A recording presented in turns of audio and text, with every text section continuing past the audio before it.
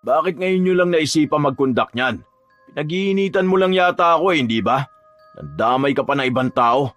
Ganyan ka ba magtrabaho? Napaka-unprofessional sa totoo lang. Hindi mo dapat dinadaan sa trabaho ang personal mong issue sa akin. Kung ako ang problema mo, sige tayo mag-usap. Ang lala niyang pag-uugali mo. Napakasama mong tao. Isipin mo may pamilya sila. Tapos gusto mong tanggalan ng trabaho? Kung hindi nga rin naman makapal yung pagmumukha mo, di ba? Ano, akala mo ba may mana ka na makukuha sa boss natin? Ibibigay ba dyan sa anak mo ang kalahati ng share ng school? Hindi naman, di ba? Bakit masyado ka nagbibida-bida? Ano bang pinaglalaban mo? Baka gusto mong sambahin ka rin ng mga tao. Sige na, sabi mo eh. Total, lahat naman kasalanan ko, di ba? Kahit na ang nagbaba ng directive na kunin ang papel ng mga professor bago magsimula ang klase, yung mga nasa itaas. Sa dami ng gurong tinanggalan mo ng trabaho at pinalitan mo, ikaw pang may ganang magsalita ng ganyan sa akin. Wala rin naman sigurong masama kasi may mga masteral naman ang hawak mo, di ba? Depende na lang kung may kinakatakot kang iba. Basta, mag-provide ka lang ng naaayon na papeles nila. Wala tayong magiging problema. Pero kung may problemang mang iba, baka ikaw mismo. Baka yung pag-uugali mo. Hindi ako naninira ng iba. Gawain mo yon, kaya wag mo ipasa sa akin. Minsan, kung sino pa ang taong tinulungan mo, siya pa ang magmamalaki sa'yo. Ganon ang dinanas ni Celia matapos niyang tulungan ang kanyang kaibigan. Pero sadyang ang mga taong mapagmataas ay sinisingil ng langit. May pagkakataon pa kayang magbago ang isang taong mapagmataas o sadyang dadamahin na lang niya ang masakit niyang pagbagsak. Uy ma'am, naabutan pa kita. Oo nga pala, nakalimutan ko sabihin. Dumaan kahapon si Ma'am Jennifer. Nagtatanong kung saan niya pwedeng i-verify yung yung regarding doon sa maling time record niya. Oh, bakit? Pinakita ko na sa kanya yun bakit nagtatanong pa rin siya? Nag-double check daw kasi siya ng schedule na bigay sa kanya. Basta sabi niya, hindi raw yun ang schedule niya. Anong hindi? Pinirmahan niya yon nung nag-request siya na i-move ang schedule niya. Tapos ngayon, sasabihin niyang hindi. Aba, ewan ko rin. Kanino ba kasi pinasa yun? Sa akin ang notice, pero si Sir Francisco nag-approve. After ibigay ni Sir sa akin, finoward ko na kaagad for notice sa faculty and kay boss. Basta yun ang sabi niya. Hindi niya raw alam. Basta ako pinasa ko kay Sir Francisco since siya ang nakita kong initial approving officer. Bakit pinasa mo kaagad? Dapat sinamahan mo. Andito pa yung papers niya. Ang gulo-gulo naman. Kakausapin niya lang naman daw para malinaw. Bahala sila. Ay nako, papaka-stress pa ba ako sa ganyan? Napatigil ang dalawa sa kanilang usapan matapos na marinig ang pagsigaw ng isang lalaki mula sa kabilang silid. Pal na mukha mo, tinatakot mo ako? Sige, magpa-labor ka. Yang katangahan mong isaayos mo. Pulpul ka na nga magturo, ngayon pati kami tatakutin mo dahil lang sa kamalian mong bobo ka. Dapat matagal ka nang wala rito Pinagtsatsagaan ka na lang namin. Tapos ganito pa? Wala kang utang na loob. Sige, lumayas ka nang wala kang maipakain sa pamilya mo. Magdidildil kayo ng asin. Ako na nga nagbibigay ng maayos sa trabaho sa'yo, gaganyanin mo pa ako? Ang ayoko sa lahat yung kinakalaban ako. Sinasabi ko sa'yo, tignan natin kung may mapasukan ka pang trabaho. Puwisit ka. Nagkatinginan ang dalawa bago nila ipinagpatuloy ang pagliligpit ng kanilang gamit. Ang lalaking galit na yon ay si Francisco, ang direktor ng isang pribadong paaralan na pinapasukan ni Lori at Celia. Sa katunayan ay si Celia ang nagpasok kay Francisco matapos nitong humingi ng tulong sa kanya 4 na taon na ang nakalilipas. Dati ay matalik silang magkaibigan, kaya hindi nag-atubili si Celia na magpaabot ng tulong.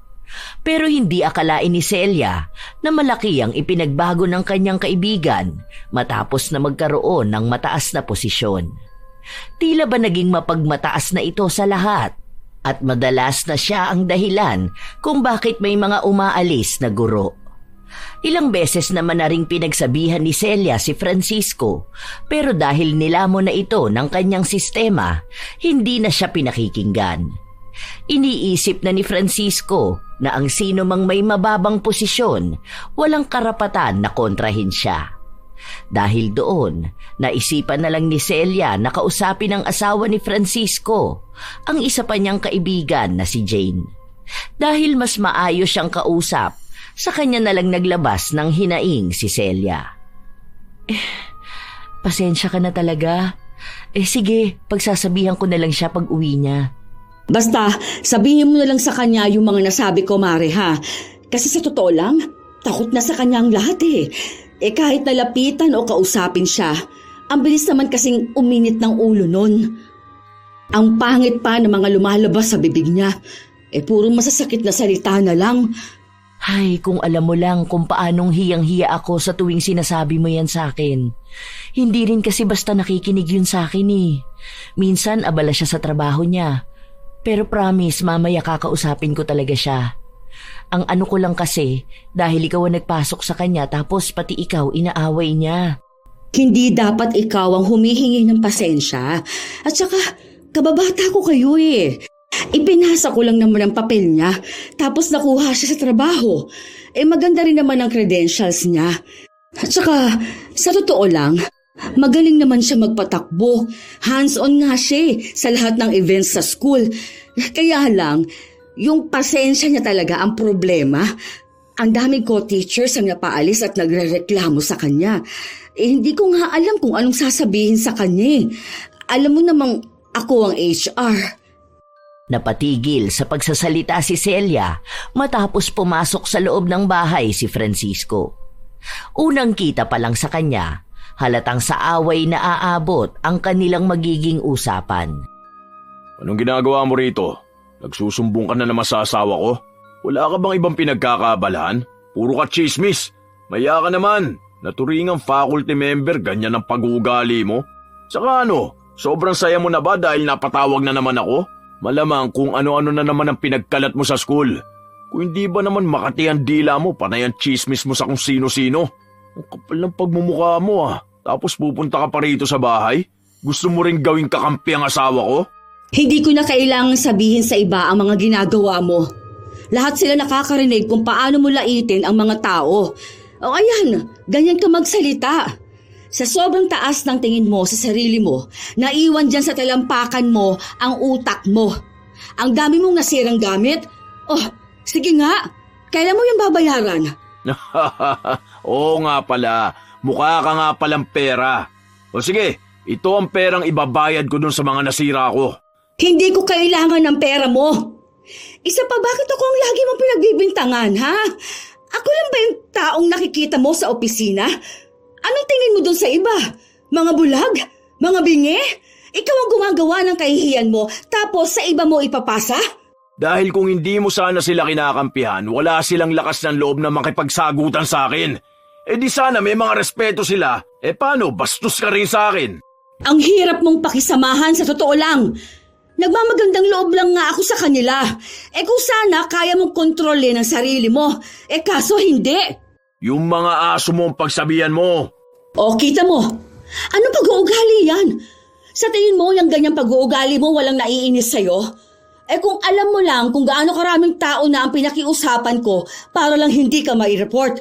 Tapos ngayon, nakikita mo pa ako bilang kalaban mo? Anong gusto mo mangyari? Magkaroon ako ng utang na loob sa'yo? Mabuti na lang, mabait sa akin ang asawa mo.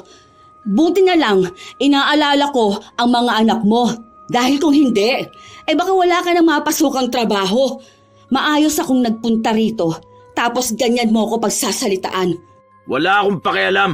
Lumayas ka rito sa pamamahay ko ah. Kung ayaw mong ako mismo ang kumaladkad sa'yo. Sobrang sama ng loob ni Celia dahil sa halip na maging maayos ang usapan, nauwi lang sa puro sigawan. Pinilit na lang niyang pagpasensyahan ang kaibigan.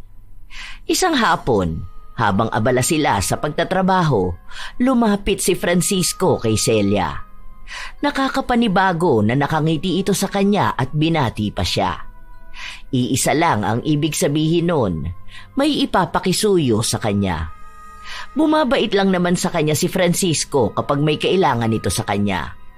At hindi nga siya nagkamali. dahil may dinala na bagong guro si Francisco. Isang batang-bata pang babae na mukhang katatapos lang sa kanyang pag-aaral.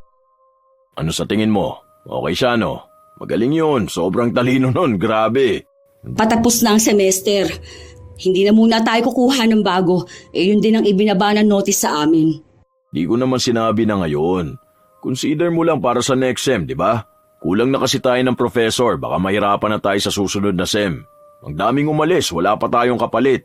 Kumpleto na papers noon. Ready na yung mag-start. Nakausap ko yung mga umalis. Balak nilang bumalik next SEM. Kapag kinuha ko pa yan, sa sobra na tayo. Pinapasikaso pa naman sa akin yun. Kasi mga dati na rin naman tao yun dito. Bakit kailangan mo pang isipin yung mga umalis? Hayaan mo na sila. Di ba magkaibigan tayo? Magkababata? Sabay tayong lumaki. Tapos hayaan mo lang na bumalik yung mga taong bastos makipag-usap sa akin?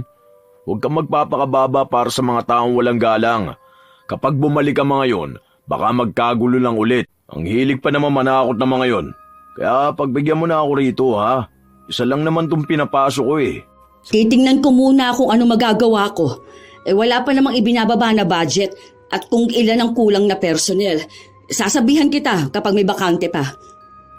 Sino ba kasi yun? Ang dami mo namang hawak na tao. Salamat. Wala yun. Anak ng kaibigan ko.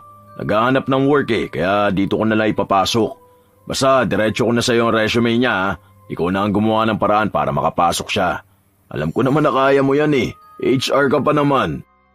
Hindi na yun masyadong pinagtuunan ng pansin ni Celia.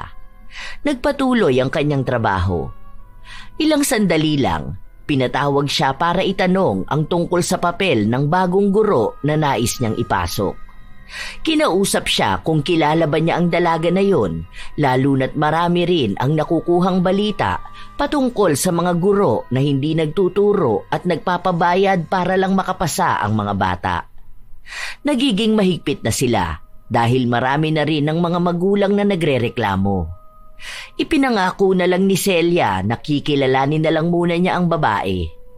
Paglabas niya ng opisina, nakita niya si Lori na naghihintay sa kanya sa labas. Nakikichismis ka na naman dyan. O ano na naman ginagawa mo dyan sa labas? Nakikinig ka, no? Grabe naman, napadaan lang ako. Pero anong sabi sa'yo, ma'am? Nagtatanong lang bakit nga raw sa akin diniretso ang resume.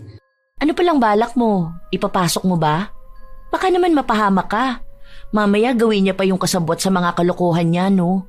Tapos ikaw HR, baka lumabas na isa ka rin sa kasapi ng kulto nila. May pakulto-kulto ka pa dyan. Pero syempre, hindi ko yun kukunin. Lahat ng professor na naiwan, aprobado na lang nasa taas bago ko kinukuha. Kaya nga, ibinigay ko muna sa kanila para sila magdesisyon, para walang sisi sa akin. Pero bakit ba siya kumukuha ng mga kakilala niya? Ano kayang kalokohan ang ginagawa niya, no? Baka kaya inaaway niya ang ibang prof para may maipasok siyang kasabwat niya. Tingnan mo, pinag-initan niya si Ma'am Jennifer nung nakaraang linggo. Pagkaalis, pinalitan niya agad. May mali talaga eh. Yun na nga. Tapos hindi man lang nag-report sa akin. Sana naggawan ko pa ng paraan. Sunod-sunod pa sila ngayon. Bakit? Yung iba bang reklamo nakarating ba sa mga boss? Kapag ba nakarating, may action bang mangyayari? Wala naman, di ba? Last year, may notice siyang natanggap. Ngayon nga kasi sinasalo ko siya. Ayun, pinapakiusapan ko yung iba na wag na sana umabot pa sa itaas. Pinapakiusapan mo? Baliw ka ba? Pati mga tao rito naguguluhan na sa'yo. Gusto mo mag-report sila sa'yo ng ginagawa ni Sir Francisco, tapos tinotolerate mo naman yung mali niya. Di wala ka na rin pinagkaiba sa kanya. Hindi mo naman maitatama ang mali kung itatago mo ang tama. Iniisip ko rin kasi yung pamilya niya. Naaawa naman ako sa kanya, lalo na dun sa mga anak niya. Ngayon, responsibilidad mo na siya? Ilang beses ka naman na niyang binastos, diba? Kahit nasa harapan ng mga estudyante, minumura ka niya. Ewan ko ba sa'yo? Nakakapikon din talaga yung mga taong mababait eh. Nag-HR ka pa. Sana naging sekretary ka na lang niya. Ginagawa ko yon para sa mga anak niya. Ang dami niyang kasalanan sa'yo, sa totoo lang. Hindi mo responsibilidad yun. Kung gusto niya magstay dito, dapat magpakatino siya. Pero sa ginagawa mo, kinukonsinti mo pa siya eh. Paano naman siya matututo sa ginagawa niya kung panay kaharang? Sa totoo lang HR ka. Kung magre-report ka na binabastos ka niya, magagawan mo agad ng action. Huwag ka maawa sa kanya. Maawa ka sa ibang taong nagtatrabaho ng maayos tapos pinag-iinitan at pinapaalis niya na lang basta. Akala ko siya lang ang may problema eh. Ikaw rin pala. Huling tulong na yon. Hindi ko na uulitin kahit makiusap siya. Sus, puro ka ganyan. Parang gusto kong dalawa na lang kayong i-report. Alam mo, sa ginagawa niyang ganyan, pwede siyang makasuhan. Dawit ka rin talaga. Napabuntong hininga na lang si Lori. Dahil wala naman na talaga siyang ibang magagawa sa pag-uugali ni Francisco, pinag-usapan na lang nila ang plano nilang lumipat ng paaralan. Kasabay na rin ang kanilang mga reklamo na hindi naman tinutugunan ng may-ari ng paaralan. Yun na rin marahil ang dahilan kung bakit nga ba matapang si Francisco. Dahil alam niyang kahit natambak na ang reklamo, hindi na pagtutuunan ng pansin dahil abala ang may-ari. Lumipas pa ang ilan pang mga linggo kung saan lantaran pa rin ang pagiging masamang tao ni Francisco na siyang pilit pa ring pinagtatakpan ng kanyang kaibigan. Hanggang sa dumating na ang araw ng pagtatapos ng semestre, kung saan maging ang ibang bata ay nagtapos na rin ang kanilang pag-aaral. Matapos noon ay nagkaroon sila ng pagtitipon para pag-usapan ang susunod na pasukan. Sinabi ang magagandang mga balita na mas lalong nakikilala raw ang kanilang paaralan kaya magkakaroon ng mas marami pang estudyante. Sana nga totoo yun. Sabi ng registrar, marami raw inquiries. Isa lang din ang ibig sabihin nun. Kailangan natin ng bagong teachers. Ang bilis ng transition ngayong school year. Biruin mo yun katatapos lang ng graduation, tapos within next month kailangan ready na yung lineup ng teachers. Paano tayo makakahanap ng 5 new teachers within a month? Tayo naman ngayon ang na-pressure, di ba? Pwede rin naman tayo mag-fill in sa ibang units kung talagang kulang pa. Basta after ng working hours lang ako pwede magturo. Ang dami-dami kong fina-file eh. Habang nag-uusap ang dalawa, pumasok sa loob ang isang matandang guro na tinatawag nilang Tatang Benny. Matagal na itong empleyado sa paaralan, pero malapit na rin siyang umalis dahil sa kanyang edad. Ibinalita sa kanila ang problema ng kanilang opisina na may kinalaman sa pera. Halos ubos na raw ang budget para sa susunod na pasukan. Maging ang isang balita na inireklamo na sila sa ahensya ng gobyerno. Kalat na raw ang balita na yon, lalo na't kay Francisco rin ang bato ng usapin. Pero mukhang walang pakialam si Francisco. Isang araw, pumunta si Lori sa opisina para ibigay kay Francisco ang papel ng bagong empleyado na pinapapasok nito. Hindi raw po talaga pwede, sir. Inutusan lang po ako na ibalik yan sa'yo. Hindi ko naman sinabing kunin nyo agad, di ba? Itabi nyo lang para sa susunod hindi na kayo mahirapang maghanap ng teacher. Sir, rejected nga po nila, ayaw pong kunin ni Ma'am Clary. Kung gusto nyo po, dumaan na lang siya sa proper screening at interview. Hindi naman din po namin siya pwedeng ilagay sa for approval dahil kahit initial interview wala pa siya. Tanungin mo si Celia, nag-uusap na kami tungkol dyan. Wala pong magagawa si Ma'am Celia kasi sa mataas na po sa amin ang galing ang order. Kung desidido po kayo sa kanya, pwede naman kayo magbigay ng recommendation letter para mabasa nila. Alam nyo naman po na lahat ng recommended teachers na galing sa inyo, lahat nagkaroon ng kaso. Anong pinapalabas mo? Gusto nyong dumaan sa screening lahat ng mga tao nang gagaling sa akin? Kapag nanggaling sa akin may mga improper conduct na? Katulad ng ano? Parang pinapamukha nyo ako ang problema. Sir, wala po akong sinasabing nasa inyo ang problema. Pero pinagsabihan na po kami na idaan lahat sa process sa mga applicants. Punyeta, sino man tinutukoy mo? Ako na mismo ang kakausap sa kanila. Nakarating sa akin na may mga professor daw na nanluloko ng oras, di ba? Sa akin nyo pa rin isisisi yun? Honestly speaking po, ang time record po ay nanggagaling sa inyo, sir. Kami lang po ang nagdo-double check kung tama sa record. Yun lang po ang alam namin. Ang pinapalabas mo sa akin ang gagaling ang problema? Ako nandadaya, ganun ba? Tarantado ka pala bobo ka ba ha? Ewan ko kung bakit nandito ka sa school na to Halata namang walang laman niyang utak mo. Ako pa pala ngayon ang pinagbibintangan nyo? That's not what I said.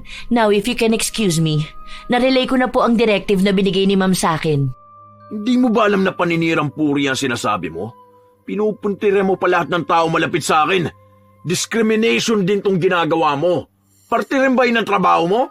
Calm down, sir. Wala po tayo sa kalye para magtaasan ng boses. Kung maaari po sana, babaan nyo ang boses nyo. Huwag po kayong magmumura at manlait. Mahiya naman po tayo sa mga nakakarinig sa atin. O hindi ba ito ang gusto mo? Ikaw pa ang may karapatang mamahiya pagkatapos mo akong sugurin dito sa opisina. Tapos ipapamukha mo sa akin na mandaraya at hindi ako marunong sumunod sa process nyo? Ngayon ikaw pa ang magsasabi na wala tayo sa kalye? Yun na nga eh. Wala tayo sa kalye, pero yung ugali mong kanal, dinala mo rito. Ayusin mo yung pananalita mo sa akin ha. Baka gusto mo mawalan ng trabaho bukas. Kapag nawalan ka ng trabaho, ano ipapakain mo sa pamilya mo mga timawa ha? Tarantado ka pala eh. Sir, kapag hindi nyo po binantayan ang pagsasalita nyo, gagawan ko kayo ng incident report. Hindi ko po pinapaalala yon. Warning lang po. Ayusin nyo rin ang ugali nyo. Tinatakot mo ba ako? Sino ba ako at ang lakas niyong magsipagpuntahan dito para maghanap ng gulo? Ano ba ang posisyon ko para sa'yo? Nalilitang ka ba sa akin? Hindi na kayo marunong gumalang ah. Tandaan mo ah, bago ka lang dito. Ako pa rin ang nag-aproba sa'yo kaya ka nakapasok dito. Ayusin mo ang tono mo kapag ako ang kausap mo. Pinagkakaisahan niyo ako, di ba? Mga duwag kayo, mga walang utang na loob. Matapos si Cecilia, ikaw naman. Bakit? Anong tingin mo? Makakapagtago ka sa saya ng head nyo? Siya ang papuntay mo rito para kausapin ako. Hindi ako tatanggap ng salita mula sa walang modong tao. Parang walang pinag-aralan. This is my last warning, sir. I'm only following legal process.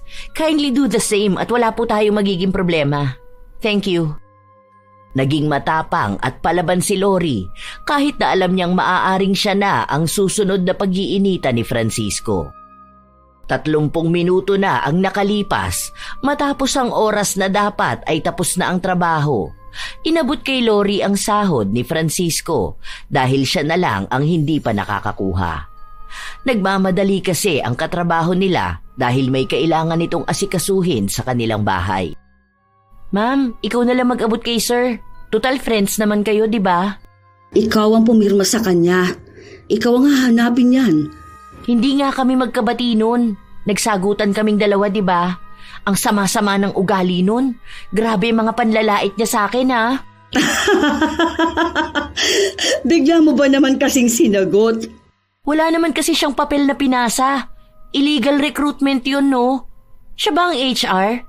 Siya na lang kaya pumalit sa pwesto ko. Pasok siya ng pasok ng kung sino-sino. Ipapasa lang yung resume, tapos gusto niya wala ng interview. Ano, picture-picture lang tanggap na agad sa work? Tapos tayo masisisi kasi tayo ang may kakayahang mag-hire? Ikaw rin kasi ma'am, masyado mo siyang sinanay noon. Oh, ikaw na rito, uuwi na ako. Bahala kayo dyan. Oh, hindi ka ba sasabay papunta kina Kuya Benny? Ah, oo nga pala, ngayon nga pala yun. Sige, sabay na tayo. Hatid ko na lang muna itong sahod ni Francisco. Nang matapos magligpit ng gamit si Celia, agad din siyang nagpunta sa conference room. Kumaway at kumatok siya sa salamin para tawagin si Francisco, pero bahagya lang nitong binuksan ang pinto. Mamaya na, nakita mo nang nasa meeting ako, di ba? Ano bang kailangan mo? Ibibigay ko lang tong sahod mo. Pauwi na kasi kami eh. Wala naman ng tao sa office. Dali lang, mamaya ka na umalis, bibilangin ko lang. Baka mamaya kulang to eh. Mahirap na, baka biglang kinupitan nyo pa to. Hirap pa naman magtiwala kung kani-kanino. Wala ba akong pipirmahan? Wala. Napirmahan na ni Ma'am Lori. Nakalimutan mo yatang tawagin ako sa meeting ng mga professor. Wala ba ako sa lineup? Ano na namang problema mo? Nagsisimula ka na naman yata ng away eh. May mga patirada ka pa diyang akala mo nagbibiro. Wala. Sabi mo kasi bibigyan mo ako ng teaching loads. Bakit hindi ako natawag? Hindi ka ba makapaghintay matapos ako sa meeting bago mo ako kausapin? Pinagsabihan na kita kanina, di ba? Hindi ka ba nakakaintindi o nananadya ka lang na pahiyain ako? Masaya ka yata kapag ganito tayo mag-uusap eh. Pahiyain? Oo, pahiyain. Anong pinapalabas mo? Nagdadamot ako sa inyo? Na may pinapaboran ako kaya hindi kita sinama? Mataas pa rin ako sa inyo, matuto kang gumalang kahit konti ha? Wala ka bang delikadesa? Tanda-tanda mo na. Oh, kumalma ka. Nagtatanong lang naman ako. May masama ba sa sinabi ko? Hindi ka nagtanong nung nakaraan, ngayon sa harap ng mga professor mo ko tatanungin? Para ipamukha sa akin na hindi ako tumutupad sa usapan, ganun ba? Wala ka bang respeto sa oras namin? Tignan mo nga ang laki ng abala mo sa amin. Wala ka talagang hiya no? Nakaraan pa ako naghihintay ng tawag mo. Kasi sabi mo may bakanteng subject. Dumaan lang naman ako para mag-abot ng sahod mo. Kung ano-ano lang sinasabi mo. O di sana inilapag mo sa lamesa ko. Sinabi ko bang idaan mo pa sa akin? Dadahilan mo pa tong sahod ko para gumawa ng rason para bastusin at questionin ako sa harap ng mga tao. Lumabas si Francisco at naglakad palapit kay Celia. Wala siyang salitang sinasabi, pero baka sa mukha niya ang galit. Halos nais niyang saktan ang ginang, kaya umatras na lang si Celia. Bastos ka! Hinaan mo ang boses mo. Hindi kita binabastos. Bastos ka! Baka nakakalimutan mo mas mataas pa rin ako sa'yo. Tandaan mo, ikaw matanda ka ha? HR ka lang. Matuto kang lumugar. Matuto kang gumalang. Punyeta ka. Hindi ako kung sino lang para pahiyain mo ako ha. Magkakasubukan talaga tayong dalawa. Wala akong pakialam kahit nasabihin mong kaibigan kita. Tinatarantado mo ako Ang tanda-tanda mo na pero ganyan pa rin ang ugali mo. Walang naging laman niyang kukote mo. Palibasa yung ugali mong kanal, dala-dala mo rito. Wala kang kwenta. Kaya ka nga iniwan ng asawa mo, di ba? Sino ba naman kasi magtsatsaga sa ganyang pag-uugali mo? Napaka-chismosa mo pa. Hindi kumibo si Celia, nakatingin lang siya kay Francisco. Pinigilan lang sila ng ibang tao roon. Nang umalis na si Francisco, halos mamula ang mga mata ng ginang, lalo na't pigil ang kanyang luha. Puno ng sama ng loob ang kanyang dibdib. Kaya nang makita siya ni Lori, nag-alala ito sa kanya. Bakit? Ano nangyari? Bigla niya na lang akong sinigawan. Nagbiro lang naman ako sa kanya. Narinig pa ng mga bata. Balita ko nga mainit ang ulo nun nung nakaraan pa. Pero wala naman siyang karapatan na mamahiya ng ibang tao. Gusto niyang galangin siya pero siya naman tong walang galang sa iba. Ay, nakakainis! Aalis na talaga ako. Hindi ako nagtagal dito para ganyanin lang. Kahit kailan, hindi giginhawa ang buhay ng ganyang tao. Sa totoo lang, pinipigilan ko lang na magsalita ng masama. Pero maghihirap sa buhay ang tao na yan. Lalayuan niya ng mga nakapaligid sa kanya. Isinusumpa ko talaga siya. Kumalma ka na muna, ma'am. Maling-mali talaga siya. Ano na lang ang tinuturo niya sa mga estudyante? Na kapag galit, okay lang hindi gumalang? Umalis na lang sila para pumunta sa bahay ni Tatang Benny. Ilang araw na lang kasi ay aalis na ito sa trabaho dahil magre-retiro na siya. Isa siya sa mga naging kakampi ni Celia. Mabait at sadyang maunawain. Naikwento na rin nila ang ginawa ni Francisco at si Benny ang nagbigay ng payo kay Celia. Ilang sandali pa, ang naging usapan nila ay napunta naman sa mga maling ginawa noon ni Francisco. Saan mo naman nabalitaan yun? Chismosa ka talaga. Ano bang detalye? Alam ko lang muntik na siyang makulong. Hindi ko alam yung tunay na dahilan. Sayang naman. Sana nakulong na nga lang talaga siya. Hindi ko rin sigurado, pero sabi, parang tungkol sa mga online students sa Maynila. Hawak niya kasi pera ng school, tapos may nawawala. O ayun, na-report siya. Ang sabi, nagawa naman niya ng palusot, pero pinaalis pa rin siya. Tapos kinuha mo pa rin para pumasok sa work? Ma'am, ayos ka lang po ba? Tapos ganyan kanya ipahiya? Oh, pustahan tayo, ipagtatanggol mo pa yan. Kasi nga friends kayo, tapos nakakaawa naman ng mga anak niya. Ay, tumigil ka na nga dyan. Hayaan mo ma'am, gagantihan natin yan. Kapag ako talaga yumaman, ako. Oo nga pala, nagtataka ako. Di ba friends kayo? Bakit parang pansin ko ang ingrande ng buhay niya? Yumaman ba siya bigla? Ewan ko, hindi ko rin alam ang sagot Kasi sa pagkakaalam ko, hindi naman siya tumatanggap ng ibang trabaho. Pero alam mo naman ang may mga katungkulan, maraming paraan kung paano kumita ng pera. Minsan nga iniisip ko na gumagawa na siya ng illegal. Ang galing niya lang. Nakalusot siya ng pera kahit na hindi siya taga-accounting. Pero sa totoo lang, mahirap makakuha ng pera sa pagkakaha. Kasi ang pagkakaha, bantayan ng mga matataas. Pero kapag mga pakimkim at mga kalokohan, imposibleng hindi alam ng nasa itaas. Katulad ng online classes na international students ang kinukuha. Ganong klaseng kalokohan ba, ma'am? Alam mo, sa sobrang dami mong alam na chismis, hindi ko alam bakit ka pa nagtatanong. O kanino mo narinig yan? Secret. Pero hindi ko alam paano yun. Hindi sila opisyal na enrolled sa school natin. Pero hindi ka ba nagtataka? Kung minsan may mga tumatawag na kukuha ng certificates. Pero wala sa system natin. So, tayo ang may kasalanan? Di ko gets. Ibig sabihin, nagbabayad sila ng enrollment fee.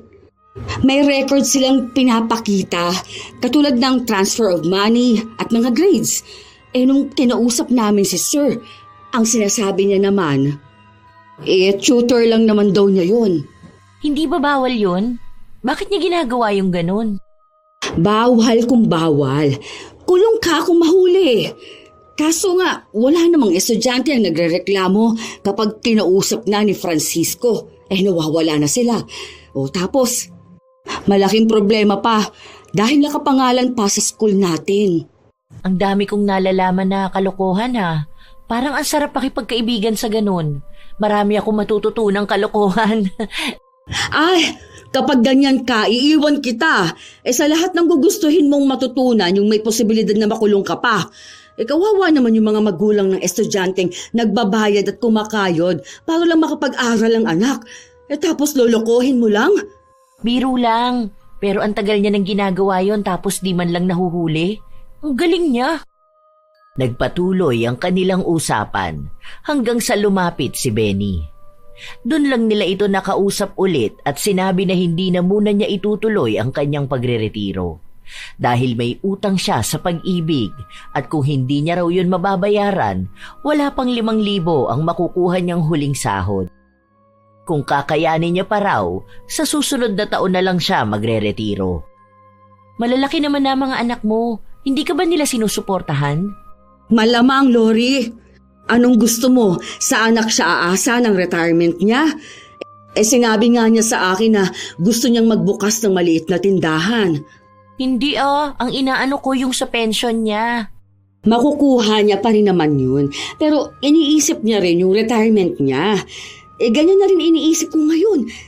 Bukod na lang doon sa problema ko kay Francisco. Lumipas ang ilan pang mga araw kung saan hindi nagpapansinan sina Francisco at Celia. Nagpapatuloy na lang sa trabaho si Celia dahil kung bibigyan niya ng pansin ang kaibigan, baka nga lalo silang magkagulo. Isang araw, habang papunta ng banyo si Lori, napansin niyang naglilinis sa kabilang banyo si Tatang Benny. Biniro niya pa ito na masyadong masipag. Pero sinabi lang sa kanya na inutusan siya ni Francisco na maglinis ng banyo dahil wala raw ang tagalinis at may darating na mga bisitang magsusuri sa buong paaralan. Dahil sa nalaman ni Lori, galit siyang bumalik sa opisina at sinabi yon kay Celia. Kunin mo yung mga papel na ibinaba ni Ma'am Patricia para kung maghanap ng patunay sila, sir, may maipapakita ka. Ipapaabot natin itong report na ito. Hindi pwedeng basta sila magpapalipat ng tao sa dapat trabahong ng iba. Sila ang nagdedesisyon. Hindi porket mataas siyang si Francisco, iisipin niyang siya na ang masusunod. Inis na sumugod si Lori sa opisina ni Francisco. Bit-bit niya ang folder na naglalaman ng mga papeles tungkol sa patakaran nila. Wala siyang pakialam kahit nakapansin-pansing abala si Francisco sa mga papel na pinipirmahan nito. Ano na namang ginagawa mo rito? Sir, kayo po bang nag-utos kay Kuya Benny na maglinis ng mga kubeta? Talagang pinagawa niyo pa yun sa matanda? Pinapatulong ko lang naman siya, total wala naman siyang ginagawa. Huwag mo sabihin kinukontra mo ang utos ko. Huwag mo akong patawanin, bata. May binaba na po kasing notice for transfer of employee, especially for Kuya Benny. We're not going through any transition para kailanganin siya ng kabilang department. Sana po alam niyo yun, di ba? Parang kulang sa department ng maintenance natin. Kaya ako na yung nagbigay ng order for assisting. Wala kang karapatang kontrahin ako. Kung ano ang sinabi ko, yun ang dapat niyong sundin. So you're not gonna do anything about the situation? Si Sir Benny ay under ng ibang department. May overemployment na nga po tayo sa maintenance. Paano nyo masasabing kulang sa tao? At kung talagang kailangan po nila ng assistance, andyan lang po kami sa office namin para kami ang magbababa ng instruction. Hindi ikaw, kundi kami. Kailangan ko na bang i-report sa inyo lahat ng gagawin ko mula ngayon? Hindi ba HR lang naman kayo? Baka nakakalimutan nyo kung saan kayo dapat lumugar. Para yatang akala nyo mga langaw kayo nakapatong sa ibabaw ng kalabaw. Wala po kaming hawak sa business nyo, sir. But in regards po sa employees, yes. If you need them, kindly ask po. Kasi may mga schedule silang sinusundan at sa amin po sila hahanapin. At kung talagang kailangan sila, sa amin po manggagaling ang letter. Do you need the list of employees under their respective department? In that case, bigyan ko na lang po kayo ng copy. Para naman hindi kayo nagmumukhang walang alam sa trabaho ng bawat tao rito. Padabog pang inilapag ni Lori ang papel at hindi na siya naghintay pa ng sasabihin ni Francisco. Sadyang hindi niya lang kinaya ang kahambugan nito at ang pagmamataas. Tila ba wala na rin siyang pakialam kung pag-iinitan ba siya nito o bigla na lang ding tatanggalin sa trabaho. Para sa dalaga, ilalaban niya kung ano ang sa tingin niya ay tama. Lumabas na rin siya kung saan nakita niya si Celia na siya namang papasok sa loob ng opisina ni Francisco. Ikaw na naman ang may pakanaan nito, no? At talagang tinuruan mo pa ang bata mong maging bastos na nakakataas sa kanya? Hindi mo ba tinuturuan kung paano siya gumalang, ha? Ang kapal ng mukha niya sumugod sa akin at pagsalitaan ako ng ganon. Walang iya siya. Kahit na sino, walang may karapatang ganunin ako. Kung alam mo lang kung paano ako nanginginig ngayon sa galit, hayop siya! Hindi ko kailangang magsumbong. Hindi ako bata na naghahanap ng kakampi. Ano bang ipinuputok ng butsi mo? Kaya nga ako napasunod dito dahil kailangan din kitang makausap. Wala na akong panahon para dyan sa mga salita mo. Ay totoo naman din ang sinabi niya na sana ikaw mismo alam mo rin kung paano gagalangin ang trabaho ng iba. Hindi dahil mataas ka. Kailangan mo nang pakialaman ang gawain namin.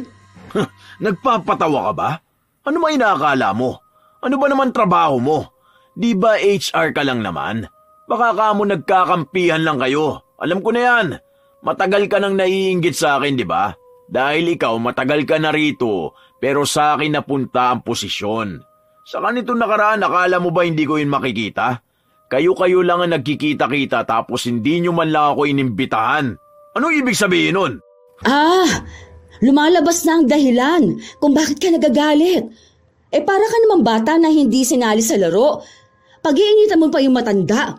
Ginagamit mo yung posisyon mo para lang sa walang kwentang bagay. Hindi ako naiinggit sa'yo.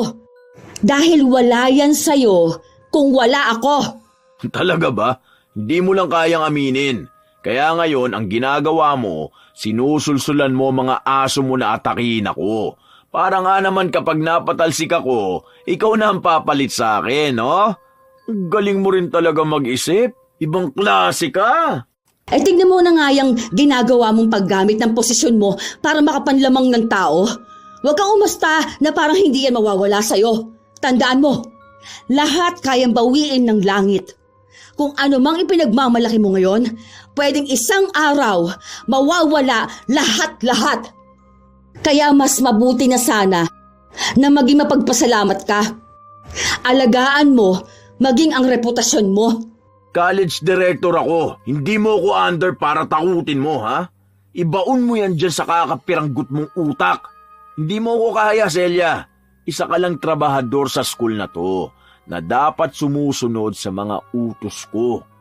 Wala kang kakayahan na kalabanin ako dahil hindi mo ko kaya. Bakit? Hindi mo talaga tanggap? Ano, iniiyakan mo ba ang mga tao mo tapos sa awa nila sa'yo kailangan magalit din sila sa akin? Aba, kung kampihan ang gusto mo, sige, pwede naman akong lumaban dyan. Madali lang kayo mapabagsak, mga stupida. Dapat pala na ganyan magsalita ang isang direktor? Ang isang edukado? O bakit? Paano ba dapat? Kailangan ba maging sobrang bait ako kahit na hindi naman dapat? Hindi ba dapat marunong ka rin na rumispeto ng tao? Sige, sabihin na nating mas mababa sa'yo. Hindi mo ba kayang maging makatao, ha? Kahit yun lang, Francisco. Kahit yun na lang ang gawin mo. Wala kang mahihita sa akin kung yan lang ang gusto mo. Dahil magalang naman ako eh. Gumagalang naman talaga ako. Pero sa mga taong mas mataas lang sa akin. Dahil ganun naman talaga yon. Ganun lang dapat. Kung naghahangad ka ng paggalang mula sa akin, matuto kang pantayan ako. Pero halata namang hindi mo kaya, di ba? Dahil mas magaling ako sa lahat ng bagay. Mas matalino ako sa'yo. Mas madiskarte. Yun ang hindi mo kaya. Yun din ang hindi mo matanggap. Okay, hindi na ako makikipagtalo pa. Pero paalala ko lang, magkakandak kami ng screening sa mga professors. Pakihanda na lang ang mga papel na mga hawak mo na wala sa amin. At sana kayanin nila ang mangyayari, hindi ba? I-ready mo na rin ang pagbagsak mo. Baka sumakit ang likod mo. Magpahilot ka na lang. Hindi na nakaapila pa si Francisco dahil hindi niya inasahan na magiging matapang si Celia. Ang akala niya, katulad lang ito noon na kaya niyang paikutin at kahit na anong masasakit na salitang bitawan niya ay tatanggapin lang nito. Pero mukhang pumipiglas na si Celia. Hindi lang para sa kanyang sarili, kundi maging sa mga taong apektado ng masamang pag-uugali ni Francisco. Nang linggo ring yun ay inilabas ni Francisco ang lahat ng guro na hawak niya. Patuloy din siyang nagpapasaring ng mga salita patungkol sa bullying. Kung ano-ano rin ang laman ng kanyang social media na halos ipangalanda kanyang si Celia ang kanyang kaaway. Ma'am, nabasa mo ba yung sinasabi nila sa GC? Ilang beses ka na nilang na-mention na. Wala akong panahon para dyan. Alam mo naman na ang dami kong ginagawa. Saka, hindi ako mahilig tumingin-tingin ng cellphone ko. Yun na nga, ma'am. Pero kasi lahat na lang patungkol sa'yo eh. Nagagalit sila, sinasabi nila na kaya ka raw ganyan dahil gusto mo silang palitan. Ewan ko ba sa mga to? Gusto ko na nga rin sanang awayin. Ay, hayaan mo yung mga yan. Huwag ka mag-aksaya ng oras sa kanya. Ang daming ibang bagay na pwedeng pagtuunan ng pansin. Isa pa, bakit sila matatakot kung wala naman silang ginawang masama? Hindi sila mawawala rito kung maayos ang trabaho nila. Kaya ibig lang sabihin niyang galit nila na yan, ay may mga itinatago sila. Kung makikita man yon, hindi ko na yung kasalanan. Bakit kasi gagawa sila ng mali, hindi ba? Hindi lang din naman yan ang issue, ma'am. Ang sabi nila, nang pa-power trip ka raw. Magre-report daw sila sa labor. Gumagawa na nga rin daw sila ng petition. Parang may mga pinapapirmahan na sila ngayon. Basta ikaw raw ang pangalan na ituturo nila. Galit na galit silang lahat sa'yo. Basta ang dami kong naririnig. Kahit nga ako minsan kapag nakakasalubong nila ako, kung ano-ano ring pinaparinig nila sa akin. Buti nga ma'am, nasa school ako. Naku, baka nasa bunutan ko sila. Kailan ko ginawa yun? Wala akong maalala na ginamit ko itong posisyon ko. Kaya nga sabi ko, buksan mo yung mga chat nila sa'yo. Tinakot mo raw si Sir Francisco na magtatanggal ka ng mga professor. Ayun, lahat na sila nagkakagulo. Para tuloy may gera sa department nila. Mukhang nag-iiyakan pa yung iba dahil wala na raw silang sasahurin. Ako pa ngayon ang mali. Binabaliktad na naman niya ang sitwasyon. Ang sabi niya, akong nag-uutos sa mga tao kong kumalaban sa kanya. O ngayon, lumalabas na siya ang gumagawa nun sa mga tao niya. Nang mga sumunod pang araw, ang daming mga taong nagpaparinig kay Celia. Pero hindi niya pinapansin ang mga ito. Nakatuon lang siya sa trabaho at sa paglilinis ng mga tao na dapat inaalis na sa trabaho. Kung sino man ang apektado ng kanyang ginagawa, alam niyang yon ang mga taong nararapat lang na mapatalsik. Ginagawa niya lang ang kanyang trabaho pero ang daming galit na galit. Isang tanghali, matapos niyang gawin ang trabaho, inabot niya ito kay Lori. Heto ang lahat ng mga approved professor ni Sir Francisco. Ito yung mga kumpleto ang papel nila. Sila yung mag-stay. Basta okay na yan lahat. Kapag hinanap niya ang list, bigyan mo siya niyan. Malamang sa malamang nag-aabang na yon. Walang ibang ginawa kundi magtanong sa akin kung tapos ko na. Baka pati siya binubuliglig ng mga tao niya. Sure ka bang magtatanggal ka? Baka naman makonsensya ka bigla. Dati isang iyak lang ng mga tao sa'yo kahit mali na ginagawa nila. Bigay ka ng bigay ng chance. Parang ano lang, ma'am, naninibago ko sa'yo. Hindi tayo pwedeng basta-basta magtatanggal. Kaya nga magkakonduct tayo ng survey from students. And syempre mga corresponding documents na kailangan nila para ma-retain sa position. Sa kung lalabas na karapat dapat silang matanggal, di yun na ang mangyayari. Kahit naman umiyak sila sa akin kung talagang wala na akong magagawa, hindi ba? Kasalanan naman din nila yun. Hindi na nga mahigpit ang school Sila lang ang may problema. Hindi kaya lalo kayo magkainitan ni Sir Francisco? Nitong nakaraan narinig ko nagsisigawan kayo. Parang tuwing magsasalubong kahit anino nyo lang, nagbabanggaan kayo ng sobra. Medyo nakakatakot lang. Baka ma-high blood kayong dalawa. Masyado niyang niyayabang ang pagiging college director niya. Baka nakakalimutan niyang tayo pa rin na nagpa-process ng employment. Mas mataas siya, pero baka nakakalimutan niyang may kapangyarihan pa rin ako. Bahala na siya sa buhay niya. Tapos na akong ipagtanggol siya. Masyado na rin lumaki ang ulo niya. Nice! Tumatapang na siya.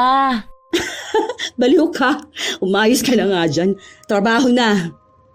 Lumipas pa ang mga araw hanggang sa dumating ang araw na nagkaroon na sila ng pag-uusap kasama ang lahat ng mga guro at mga taong may kinalaman kay Francisco. Naglabasan na sila ng mga kulang na dokumento dahil ayaw nilang mawala ng trabaho. Inasikaso naman yun ni Francisco kahit na masyadong maraming proseso. Ayaw niya lang ding mapahiya siya at magmukhang tama si Celia. Isang araw, pinuntahan niya sa opisina si Celia para ibigay ang mga papeles na kailangan nito. Padabog niyang ibinaba ang maraming papel. Ito na yung mga documents ng iba kong hawak. Hintay mo yung iba. Siguro naman makakapaghintay ka pa, di ba? Huwag kang maging atat na magtanggal. Parang gusto mo talaga mapahiya ako no? Mapopromote ka ba dyan sa ginagawa mo? Kaya masyado ka na naman nagbibida-bida ngayon? Mag-start na ang school year by next month. Sana maibigay mo na agad para sa approval ni na ma'am. Ayokong ibibigay nila kung kailan magsisimula ng klase. May deadline. Sana alam niyo rin yun. Bakit ngayon nyo lang naisipan mag-conduct niyan? Pinag-iinitan mo lang yata ako hindi ba? Nandamay ka pa na ibang tao. Kanya ka ba magtrabaho? Napaka-unprofessional sa totoo lang. Hindi mo dapat dinadaan sa trabaho ang personal mong issue sa akin. Kung ako ang problema mo, sige tayo mag-usap. Ang lala niyang pag-uugali mo. Napakasama mong tao. Isipin mo may pamilya sila. Tapos gusto mong tanggalan ng trabaho? Kung hindi nga rin naman makapal yung pagmumukha mo, di ba? Ano? Akala mo ba may mana ka na makukuha sa boss natin? Ibibigay ba dyan sa anak mo ang kalahati ng share ng school? Hindi naman, di ba? Bakit masyado ka nagbibida-bida? Ano bang pinaglalaban mo? Baka gusto mong sambahin ka rin ng mga tao. Sige, yan ang sabi mo. Total lahat naman kasalanan ko, di ba? Kahit na ang nagbaba ng directive na kunin ng papel ng mga professor bago magsimula ang klase yung mga nasa itaas. Sa dami ng gurong tinanggalan mo ng trabaho at pinalitan mo, ikaw pa ang may ganang magsalita ng ganyan sa akin? Wala rin naman sigurong masama kasi may mga masteral naman ang hawak mo, hindi ba? Depende na lang kung may ikinakatakot kang iba. Basta mag-provide ka lang ng naaayon na papeles, wala tayong magiging problema. Pero kung may problemang iba, baka ikaw mismo. Baka yung pag-uugali mo. Hindi ako naninira ng iba. Gawain mo yon, kaya wag mong ipasa sa akin. O bakit? Hindi ba totoong gumagawa ka ng paraan para umamo kami sa'yo? Gusto mo makiusap ako? Gusto mo magmakaawa ako? Kapag ginawa ko ba yun sa'yo, tataas na ang tingin mo sa sarili mo? Kung makapagsabi ka naman sa akin na ako mataas ang tingin sa sarili, parang hindi yun ang ginagawa mo ngayon. Pakunwari ka pa. Trabaho ko lang ang ginagawa ko at sana ikaw rin. Hindi yung mas inuuna mo ang manira ng buhay ng ibang tao. Tandaan mo, lahat ng taong pinatanggal mo, pwede kong i-file ng incident report. Huwag ako. Ha? Huwag ako ang kakalabanin mo. Dahil kung una pa lang puntirya ko na ang posisyon mo, matagal ka na sanang walang trabaho. Ngayon nagmamatapang ka na? Hindi ko kasalanan kung umalis sila ha. Sila ang nagdesisyon nun sa buhay nila. Wala akong kasalanan dun. Ikaw ang madalas na mamahiya sa kanila. Pinagmumura mo sila. Pinagsisigawan mo palagi, di ba? Alam mo, kung hindi lang tayo magkaibigan at hindi ako naaawa sa mga anak mo, matagal na rin kitang kinasuhan. Sa anong kaso? Sige nga. Isa-isahin mo ngayong ilabas yung mga imbento mo. Verbal abuse at saka indifferent to employee. Pasalamat ka at walang kaalam-alam ang mga empleyadong yon sa karapatan nila. Dahil kung hindi, matagal ka nang natanggal sa trabaho. Kahit bukas sa kanila ang pag-resign, under pa rin yon ang constructive dismissal. Kung matalino ka talaga, alam mo yan. Diba? Nakakahiya naman kasi bilang direktor kung hindi mo yan alam. Tama? Ngayon parang ipinamumukha mo sa akin na wala akong alam? Wala akong sinasabing ganyan, sir. Hindi mo ba agad naintindihan yung sinabi ko? Para namang ang layo nun sa pagbibintang na wala kang alam. Depende na lang kung wala nga talaga. Huwag mo ako niyayabangan, Celia. Iisa lang naman ang hawak mo sa akin, di ba? Yung ikaw ang nagpasok sa akin. Sa ikaw lang naman ang nagbigay ng resume ko. Pero ako pa rin naman ang nagdala sa sarili ko sa mas mataas na posisyon. Dahil magaling ako, hindi dahil kilala kita. Kaya huwag mo akong pagsasabihan na dapat ako magkaroon ng utang na loob sa'yo. Ano, gusto mo rin bang gamitin ang salitang utang na loob para mapasunod ako? Paano mo ba gustong bayaran ko ang utang na loob na yan, ha? Narinig mo ba akong inuulit ko sa'yo na wala kang utang na loob? Kaya mo yan naaalala dahil alam mo na meron ka talagang utang na loob sa akin. Hindi ko yan kailangang singilin dahil ako rin naman ang nagdesisyon para magkaroon ka ng trabaho. Kasi naaawa ako sa'yo dahil baka wala kang maibigay sa pamilya mo. Baka hindi pa makapag-aral ang mga bata. Wala akong isusumbat sa'yo dahil sabi mo nga, ikaw ang nagdala sa posisyon mo. Hindi yon ang issue natin.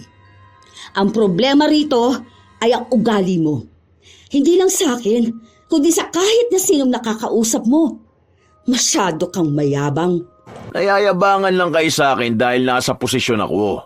Ibig lang sabihin, hindi ako ang problema, kundi ang inggit nyo sa akin. Doon na nagsimula ang pagkakaroon nila ng mas malalang alitan. Hindi na nagbago ang ugali ni Francisco at mas lalo na ring tumapang si Celia. Mas lalo niyang binigyan ng pansin ang karapatan ng ibang tao na dati ay binabaliwala niya dahil sa pagkakaibigan nila ni Francisco. Ngayon lang yun gagawin ni Celia. Kung sakali mang malaki ang epekto nito kay Francisco, iniisip niya na lang na pagtutuwid ito sa pag-uugali ng kaibigan.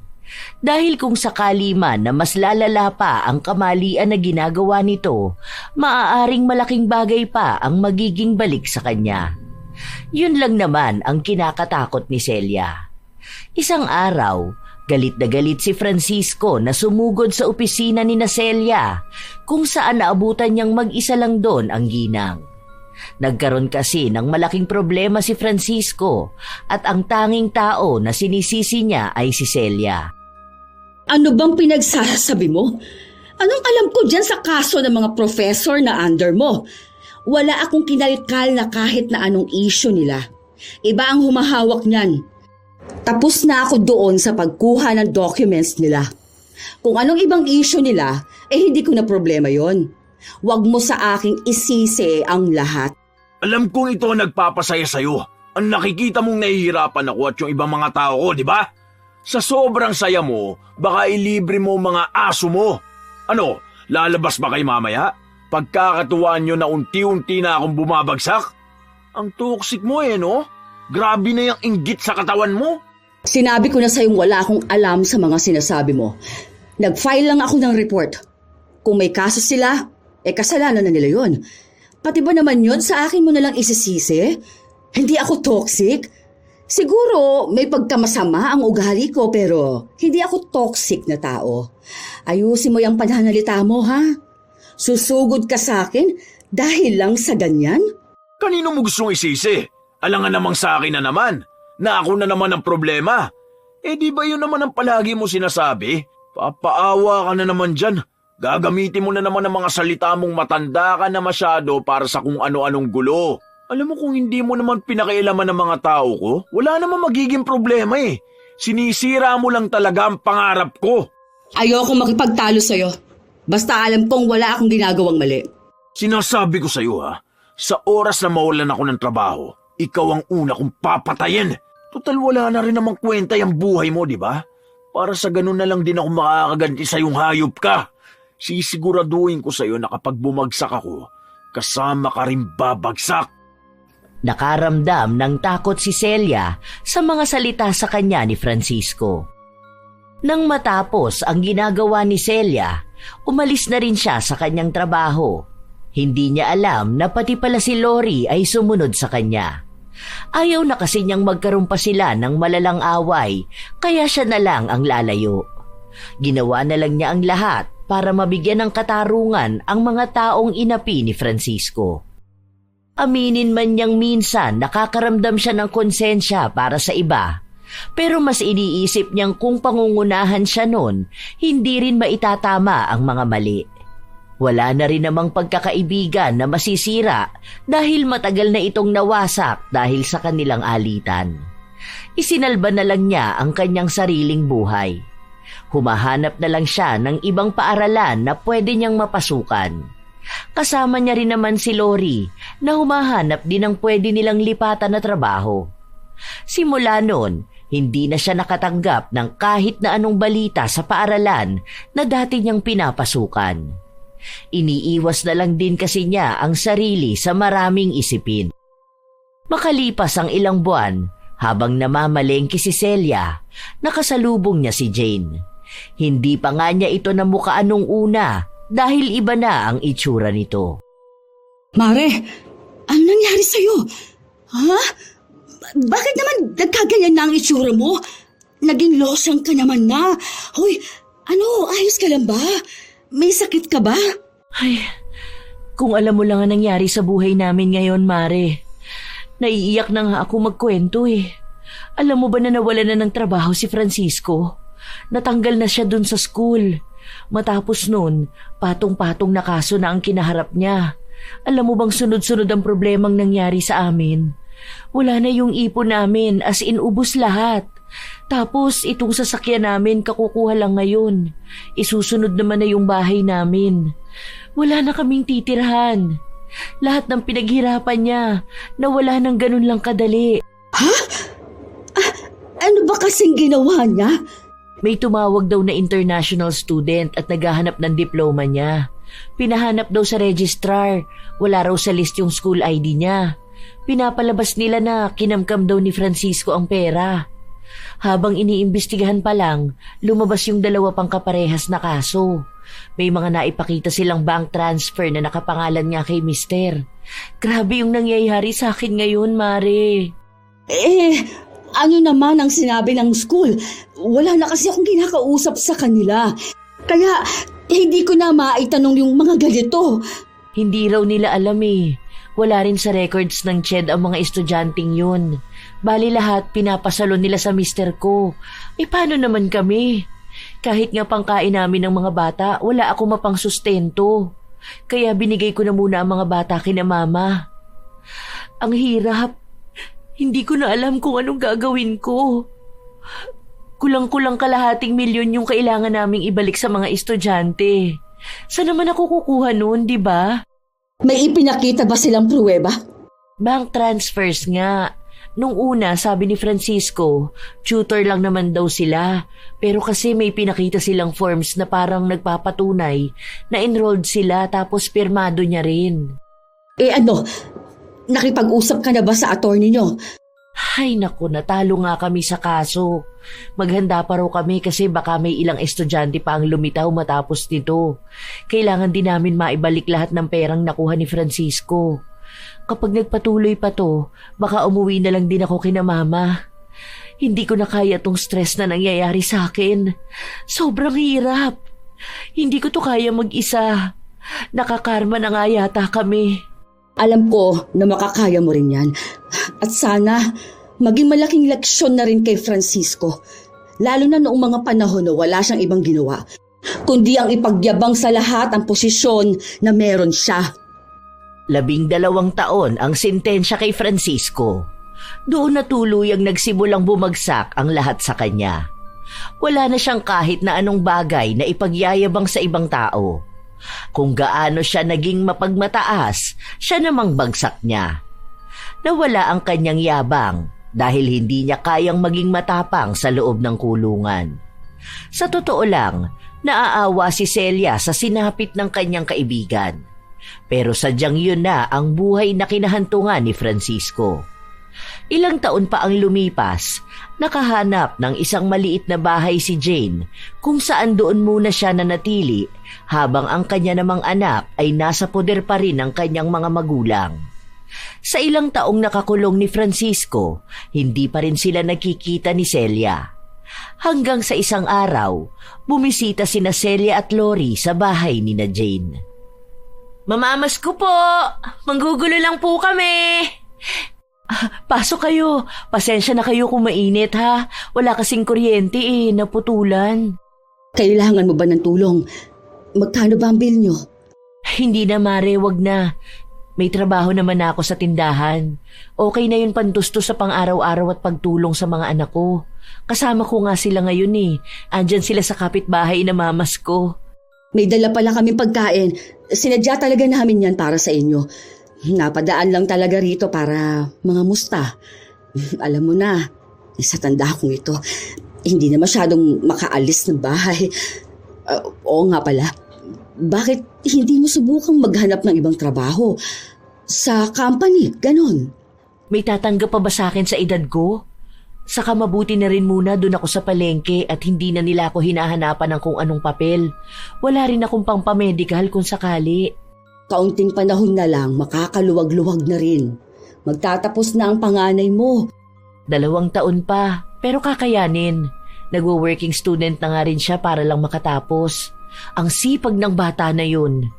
Mabuti na lang at mabuting bata si Miguel. Kahit ganyan na nangyari, hindi pa rin kayo sinisi. Hindi ba? Kaya nga hindi pa rin pala kayo nagkikita ni Francisco? Hindi pa, Mare. Pero siguro sa susunod na linggo dadalaw ako sa kanya. O sige ha, dinala ko lang talaga yan. Aalis na kami. Hindi na kayang magtagal pa ni Celia sa loob ng bahay ni na Jane. Lalo na't nakakaramdam siya ng labis na awa sa dinanas na buhay nito. Maging katawan kasi ni Jane ay bumagsak na. Tinupad naman ni Celia ang kanyang sinabi na dadalawin niya si Francisco. Noong una, akala niya ay hindi siya haharapin nito o maaaring magtalo lang silang dalawa. Dahil sa tanda niya, hindi maganda ang huling beses nilang pagkikita. Bumagsak ang pangangatawan ni Francisco. Halata sa kanya na may sakit. Anong nangyari naman sa'yo? Ayos ka lang ba? May sakit ako. Hindi mo ba nabalitaan? Barado ang daluyan ng dugo ko papuntang puso. Naapektuhan din nun ang atay ko. Matagal na to bago pa man ako makulong. Kailangan ng malaking halaga kung sakali man na magpapa-opera ako. Kaso nasa kulungan pa rin ako, di ba? Hindi sa akin nasabi ni Jane. Baka ayaw na rin niya may maabala kami.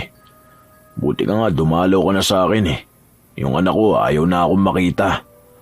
Alam mo, naiintindihan ko naman ang galit niya sa akin Hindi naman magiging ganun ang pamilya namin kung inaayos ko lang ang trabaho ko. Ewan ko kung masaya ka ngayon sa nakikita mo. Grabing epekto ng karma sa akin. Hindi ko akalain na magkakaganito ang buhay ko. Talagang sa isang iglap, wala. Nauubos lahat. Hindi ako natutuwa. Naaawa ako sa'yo, pati sa pamilya mo. Nakikita ko si Jane. Hindi nga ako makatingin na maayos sa kanya. Dahil awang-awa talaga ako. Halos hindi na siya tumigil magtrabaho. Kasalanan ko naman talaga lahat yun Oo. Sarili ko ang sinisisi ko. Kung hindi ako naging gahaman sa pera, di naman magiging ganito. Kung sana nakinig lang ako sa mga sinabi mo sa akin, di ba? Ang tigas ko rin kasi nun eh. Akala ko hindi na mawawala sa akin ang posisyon ko. Akala ko kaya ko ang lahat ng tao. Oo nga pala, nabalitaan ko ang lahat ng pinakita mong kabutihan sa misis ko. Ang akala ko, puputuli mo na rin ang koneksyon mo sa pamilya ko eh. Kaibigan ko kayo. Naalala mo pa ba, nung mga bata tayo? Di ba ang sabi ko sa'yo na palagi tayong magtutulungan? Alam ko namang hindi naging maayos ang samahan natin nung magkasama tayo sa trabaho. Pero wala na yun sa akin. Gusto ko lang ding humingi ng tawad sa lahat ng mga nasabi ko sa iyo noon. Sa lahat-lahat. Alam ko, hindi lang isang beses kitang napagsalita ng hindi maganda. Alam ko namang mali na hindi ko agad napagtanto yung pangit kong ugali. At kailangan pang mauwi sa ganitong sitwasyon bago ko malaman na tama ka nga sa mga sinasabi mo sa akin noon. Araw-araw kong pinagsisisihan na hindi ako nakinig sa iyo. Patawarin mo sana ako. Kung hindi mo pa kaya ngayon, umaasa pa rin ako na isang araw magiging maayos din tayo. Hindi ko na rin alam kung ilang taon pa ang itatagal ng buhay ko. Lalo na sa ganitong sakit ko, pero gusto ko lang na bago ako mamatay, makahingi ako ng tawad sa iyo. Maraming salamat sa lahat ha. Ikaw na lang palagi ang tumutulong sa akin. Tatanawin kong malaking utang na loob ang lahat ng pinakita mong kabutihan sa amin. Ang laki ng pagsisisi ko. Naging pabaya ako sa pamilya ko. Alam mo, nabigyan mo na ako ng chance para mabigyan sila ng magandang buhay. Pero mali naman ang ginawa ko. Totoo pala talaga na grabe kung maningil ang karma, no? Talagang sasairin niya lahat. Wala na sa akin ang pag-aaway natin nun. Okay na tayo. Ayoko man itong nangyari sa'yo pero sana malaki ang natutunan mo sa ganitong pangyayari. Na sa susunod, kung ipagkakaloob man sa iyong ng langit na magkaroon ka ng bagong trabaho, kapag nakalabas ka na, sana matuto ka na makibagay sa mga tao. Huwag kang maging mapangmataas sa iba. Dahil katulad nga ng sinabi mo, kapag ang karma na ang naningil, kahit ang kahuli-hulihang sentimo na utang mo sa iba ay babawiin sa'yo. Oo, malaki na ang aral na natutunan ko. Kaya salamat at sorry din. Hihintayin ko rin ang araw na mapapatawad mo talaga ako ng tuluyan. Alam ko na kahit sabihin mong maayos tayo, may naiiwan pa ring hinanakit sa'yo. Sana magkita pa tayo ulit sa susunod kapag may pagkakataon pang makalabas ako ng buhay. Hayaan mo, makakabawi rin ako sa mga kabutihan mo. Tunay ang sinabi ni Francisco na hindi pa tuluyang naghihilom ang sugat sa dibdib ni Celia. Pero hindi naman ibig sabihin nun ay hindi niya magagawang magpatawad. Ang mahalaga sa kanya ay natututunan na rin ni Francisco ang kung anumang pagkakamali na nagawa niya. Alam niya rin na hindi pa naman huli ang lahat para sa isang tao na magbago. Ilang taon pa ang nakalipas. Nabawasan ang taon ng pagkakabilanggo ni Francisco, lalo na't nakikitaan din siya ng pagbabago. Nakalabas siya ng kulungan pero meron pa rin siyang sakit. Ang asawa naman niya, patuloy pa rin sa pagtatrabaho para lang sa utang ng kanyang asawa na kahit ilang taon na halos hindi pa rin nababawasan. Para gumaling si Francisco, nilalapitan niya rin ang iba't ibang ahensya ng gobyerno. May nakuha siyang tulong at iyon ang naging dahilan para madagdagan pa ang kanyang buhay. At nakikita niya yon bilang panibagong pag-asa. Marami man ang nakikita siya bilang masamang tao, matapos nga niyang makulong, gusto niya pa rin gumawa ng makabuluhan sa kanyang buhay. Sa mga sumunod na buwan, muli silang nagkita ni Celia, nakasama na naman si Lori. Hello, sir. Sir pa rin? Okay po. Hello, tanda. Loko ka talagang bata ka. Oh, oy, ang ganda na pala nitong tindahan mo. Aba, ayos. Business owner ka na. Boss ka na ngayon. Oo nga, ako na ngayon ang amo. Pero si Mrs. pa rin ang boss. Wow, may kinatatakutan pala kayo, sir. Ngayon ko lang nalaman. Sana pala noon si Ate Jane kinuha nating HR. Tiklo pala si sir eh. Nagtawanan lang sila matapos nun. Naging maganda ang mga sumunod na nangyari dahil kitang-kita ang malaking pagbabago ni Francisco. Maging sa kanilang buhay. Dahil ang munting tahanang kanilang nabuo matapos na mga pangyayari ay kahit paano'y napunan muli ng dekorasyon at gamit. Kahit na malayo sa karangyaan ng dati nilang pamumuhay. Ang mahalaga ay lahat ito bunga ng kanilang pagsusumikap. Hindi katulad noon na ginagamitan niya ng maling gawain. Habang si Francisco ay nagsisimula ulit sa pinakamababa, si Celia naman ay patuloy sa pagtuturo sa kanyang nalipatang paaralan. Kasama niya pa si Lori. Doon nila nakuha ang isang saya dahil nakakatanggap sila ng tunay ding paggalang. Masasabing nagkapatawaran na ang dalawa, ngunit ang turing nila sa isa't isa ay hindi na katulad ng dati. Sadyang tinuturing na lang talaga ito ni Francisco bilang malaking aral sa kanyang buhay, na matuto siyang gumalang sa iba at walang magandang naidudulot ang pagmamataas sa ibang tao. Minsan talaga, may mga taong inaakala na kaya na nila ang lahat dahil lang sa posisyon na meron sila. Akala nila ay nakaaangat na sila higit sa lahat. Na akala nila ay hindi darating ang araw na hihingi sila ng tulong sa iba. May mga taong sobrang taas ng tingin sa sarili pero mababa kung ituring ang iba. Ang masakit pa, sila pa ang unang humuhusga nang hindi man lang inaalam ang pinagdaraanan ng taong tinitingnan nila ng mababa. Hindi nila alam, ang galing at karunungan ay walang halaga kung puso mo naman ay puno ng pagmamataas. Dahil sa bandang huli, hindi titignan ng tadhana kung gaano ka kataas, kundi kung gaano kababa ang loob. May isang ang kasabihan na ang buhay ay parang gulong. Minsan nasa taas ka, minsan nasa baba.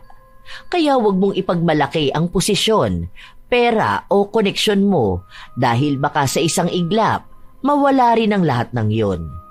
Kapag dumating ang oras na kailangan mo ng tulong, baka ang mga taong minamaliit mo pa noon ang siya ring unang aayaw sa'yo.